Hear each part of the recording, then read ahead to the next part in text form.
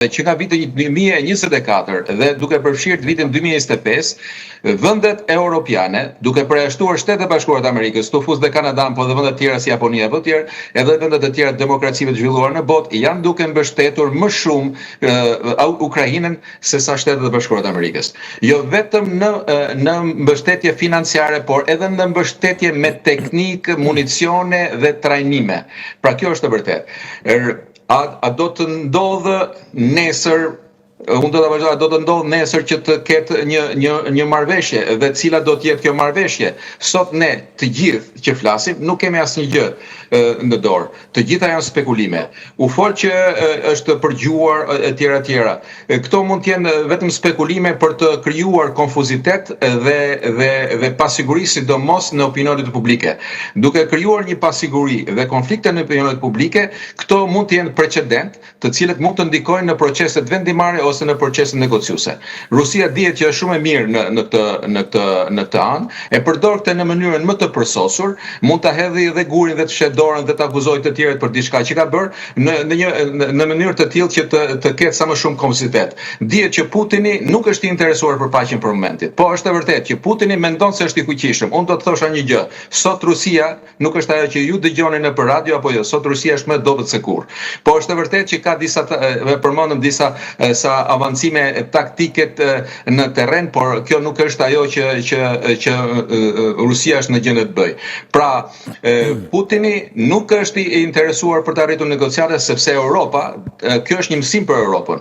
Një mësim për Europën që duhet të rrisë mbështetjen akoma për Ukrainën, më shumë për Ukrainën, dhe njëkohësisht të shtojë akoma më shumë presionin diplomatik, ushtarak dhe ekonomik ndaj Rusisë. Sepse të tre pikat e rëndësishme që po diskutohen sot që duhet të ketë marrëveshje është garancitë e sigurisë për Ukrainën. Ukraina ka disa mësime edhe në të shkuarën, që këto garanci po nuk u zbatuan, jo vetëm në letër, në terren Ukraina nuk do të nënshkruajë asnjë lloj marrëveshje dhe Europa nuk do të jetë dakord. Kjo është pikë.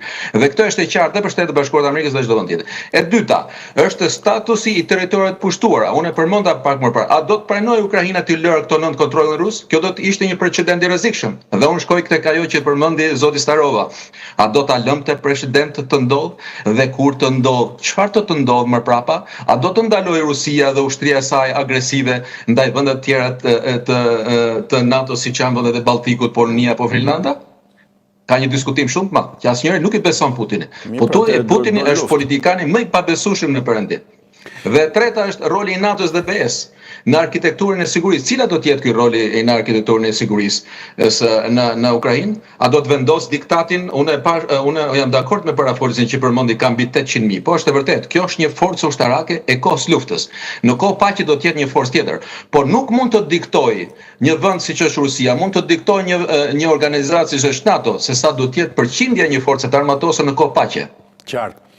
Dhe këto janë ato çështjet që po diskutohen sot, se çfarë do ndodhi. Dhe është një debat shumë i madh, por të gjitha shumica janë spekulime dhe jo të bazuara në atë që po ndodh nëmjet SBA-s. Duhet bërë luftë për të mos lejuar. Zoti Shërimi dashur, duhet bërë luftë që të mos lejohet precedenti? Çfarë duhet bëjmë? Precedenti unë, zoti Starova, do të thosha se ju keni qenë dhe zonës Ministri Mbrojtjes, po keni qenë dhe ambasador. Unë do të thosha një gjë, që nëse ky precedent do të lejoj. Ka qenë ministri jashtë. Më fal, të kërkoj ndjes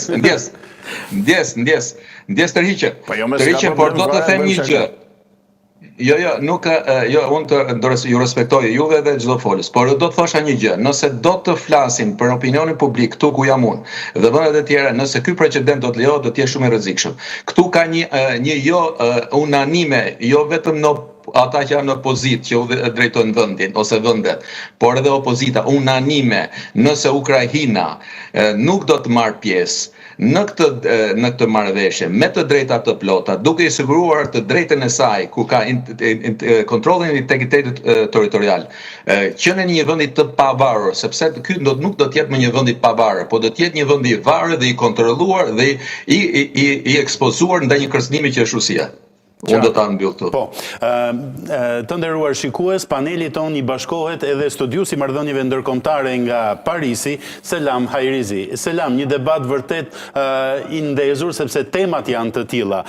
Po flasim për reagimin e Europës dhe planin që propozon Europa si rezultat i planit 28 pikësh me të cilin nuk ishte dakord të presidenti Trump. Në këndvështrimin tënd e kam ndjekur presidentin Macron tejet intensiv në retorik, në deklarata, po ashtu ministri i jashtëm, kam këtu reagimet e Friedrich Merz, reagimet e Sir Keir Starmer, të cilët janë kategorikisht kundër planit amerikan sepse i quajnë kapitullim. Nga ana tjetër, apo bëhet mjaftueshëm për të ndihmuar Ukrainën që është në front, dhe në momentet që flasim, po vriten ushtar dhe po vriten edhe njerëz, qoftë nga njëra anë, qoftë nga ana tjetër. Përshëndetje Franko dhe gëzuar festa të ju përshëndes të gjithë kolegët në.